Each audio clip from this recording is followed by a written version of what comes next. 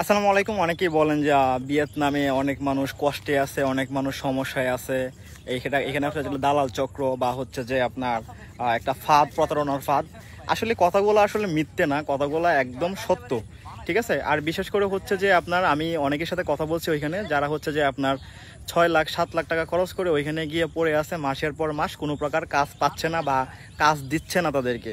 So Bangladesh থেকে শুধুমাত্র এই দেশে দেশ পার করে দিছে। সো দেখেন, আমরা আসলে প্রত্যেকটা জিনিস হচ্ছে এগ্রিমেন্ট করে পাঠাই। আমাদের রেসপন্সিবিলিটি কতটুকু সেটা আমি আপনাদের সাথে একটু শেয়ার করি। আপনারা যদি মনে হয় আপনি যেতে চান তাহলে আপনি যাবেন ভাই। আমি বারবার একটা কথা বলি যে আপনি বাংলাদেশের যে কোনো এজেন্সির মাধ্যমে যান না কেন, অবশ্যই আপনি জেনে বুঝে শুনে তারপর যাবেন। কারো কথা বিশ্বাস করবেন না, সেটা আমি হই বা অন্য কেউ হোক। তো এইখানে হচ্ছে যে আমরা 2,70,000 টাকায় লোক নিচ্ছি। 30,000 টাকা পাসপোর্টের সাথে জমা দিবেন, বাকি টাকাটা হচ্ছে যে আপনি ফ্লাইটের দিন বা যেদিনকে আপনাকে টিকিট দিব সেদিনকে আপনি পে করে যাবেন। এবং আপনি যদি চান যে পুরোটা টাকা নিয়ে ওইখানে দিতে চান, মানে ওই দেশে যাওয়ার পর দিবেন, সেক্ষেত্রে হচ্ছে যে আপনি পাসপোর্টের সাথে পুরো টাকাটা যদি না দেন তাহলে 50,000 টাকা দিবেন। সরি, পাসপোর্টের সাথে না, যখন আপনার ফ্লাইট হবে তখন 50,000 টাকা দিয়ে আপনি টিকিটটা নিয়ে যাবেন। এবং বাদবাকি টাকাটা হচ্ছে যেদিনকে আপনার ফ্লাইট হবে সেদিন সকালবেলা পুরোটা টাকাটা নিয়ে আসবেন। ভিয়েতনাম কিন্তু বাংলাদেশের টাকা চলে না। সো সেই ক্ষেত্রে হচ্ছে যে পুরোটা টাকা আমরা আপনাকে ডলার করে দেবো। যে 50,000 টাকা দিয়েছেন টিকিটের সাথে, সেটাও আমরা আপনাকে ডলার করে দিয়ে দেবো। সেই টাকাটা আপনি সরাসরি নিয়ে চলে যাবেন। তাহলে আগে আপনি কেন 50,000 টাকা দিয়েছেন? দেখেন, আপনি যে আপনার জন্য টিকিট কাটবো, আপনি ধরেন গেলেন না, বা হচ্ছে যে আপনি বাইপাস চলে গেলেন বা একটা ঝামেলা হয়ে গেছে আপনার সাথে, তখন কিন্তু আমার টিকিটের টাকাটা কিন্তু পুরোটাই মাইর। সো যার জন্য হচ্ছে সিকিউরিটি হিসেবে আমি এই টাকাটা নিয়ে থাকি। কিন্তু যখন আপনি ফ্লাইট করবেন তখন আপনি যদি চান তাহলে পুরোটা টাকা সাথে করে নিয়ে যেতে পারেন। আমরা আপনাকে ডলার করে দিব, ডলার ইন্ডোজ করে দিব, আপনি নিয়ে চলে যাবেন। ওইখানে গিয়ে কাজ বুঝে পাইলে তখনই দিবেন। এখন সেটা হচ্ছে যে আমাদের সাথে এগ্রিমেন্ট থাকবে যে ওইখানে গিয়ে কাজ বুঝে পাওয়ার পরে, কাজ বুঝে পাইলেন তখন আমরা টাকাটা পে করে দেবেন ওইখানে। যদি কাজ বুঝে না পান তাহলে তো আপনি দিবেন না টাকা। আর অবশ্যই ডলারটা যে আপনি সাথে করে নিয়ে যাবেন, ফ্লাইটে হারায় গেল বা এয়ারপোর্টে কিছু সমস্যা হইলো, আমরা তো আপনাকে তুলে দেবো। বাই চান্স হতেই পারে, রিস্ক হতেই পারে বা ঝামেলা হতে পারে, এই রেসপন্সিবিলিটিটা আপনার, যদি আপনি সাথে করে নিয়ে যান। সো ওইখানে গেলেন, কাজ বুঝে পেলেন, টাকা পে করে দিলেন। এখন যদি আপনি বলেন যে ভাই আমি কাজ করব না, বা আমার কাজ ভালো লাগে না, বা আমার বাড়িতে কেউ মারা গেছে, বা আমার এমক অসুস্থ আছে, সেক্ষেত্রে তো আমি আপনাকে কিছু করতে পারবো না। আপনার যদি প্রবলেম হয় সেক্ষেত্রে আপনি আমাকে বলতে পারেন যে ভাই হ্যাঁ আমার প্রবলেম হয়েছে, এই প্রবলেমটা আমার সলভ করে দেন। যদি আপনি না বলেন সেক্ষেত্রে তো আমি সেটা সলভ করে দিতে পারবো না।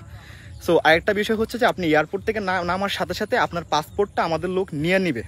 ঠিক আছে, নিয়ে নিবে।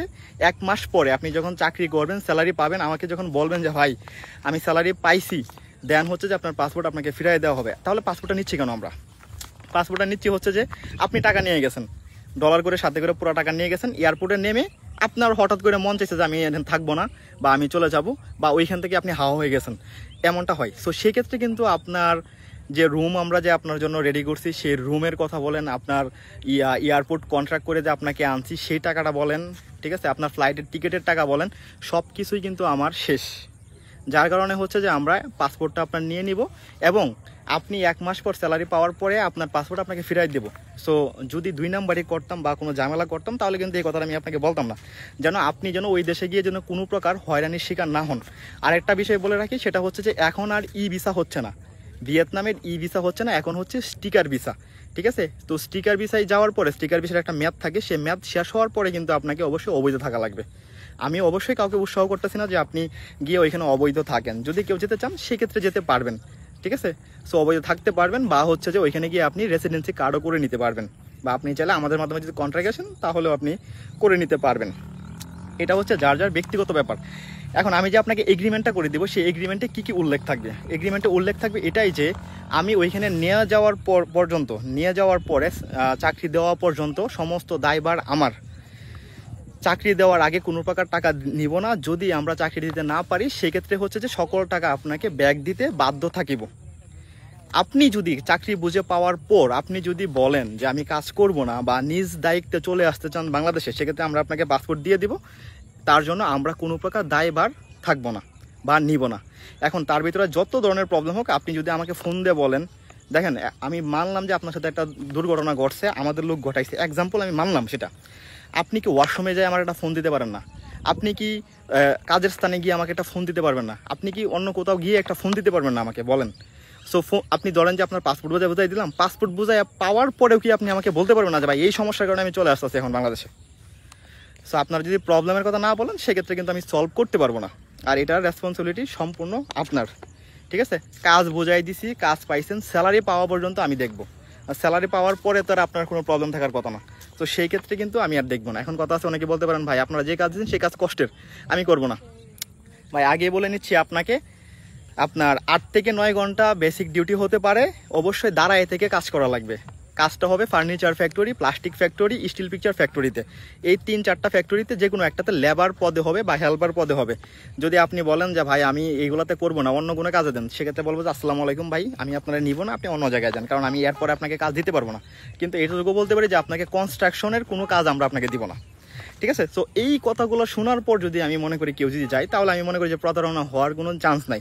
তারপরে যদি মনে হয় ভাই আপনি প্রতারিত হবেন, তাহলে আমি বলবো যে আপনি অন্যান্য এজেন্সিতে যোগাযোগ করেন ভাই, আমার কাছে তো আপনার আশা লাগবে না, ঠিক আছে? তো ভিয়েতনাম নিয়ে যেই প্রবলেমগুলো ছিল সেগুলো আসলে বলে দিছি।